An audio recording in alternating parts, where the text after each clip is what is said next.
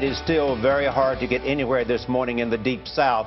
Officials in Atlanta say thousands of people stranded by Tuesday's giant gridlock are now home, but many still have to go back and find their cars. This snow and ice storm is now being blamed for at least a dozen deaths in the region. Officials facing heavy criticism for their response to the storm. Mark Strassman is in Atlanta, where the temperature should finally get above freezing today. Sure hope so. Mark, good morning to you.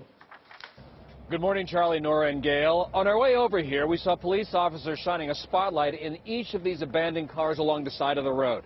They're looking for people who still might be trapped inside. They didn't find any this morning, at least not that we know of.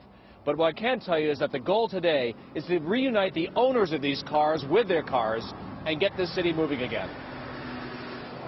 Hundreds of cars still line the highways in Atlanta, most of them marked with yellow tape, a sign they've been abandoned.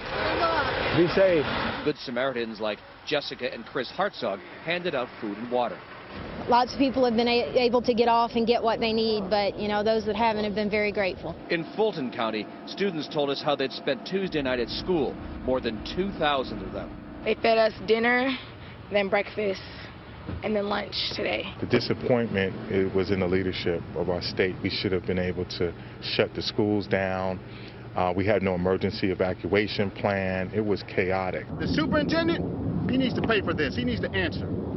Everybody knew this weather was coming. The city is slowly beginning to come back to life, but state and local officials are on the defensive. The National Weather Service here in Atlanta says it gave them plenty of warning to get ready. The first winter storm warning came 21 hours before the first flakes began to fall. Charlie, Nora, Gail. All right, Mark, thank you.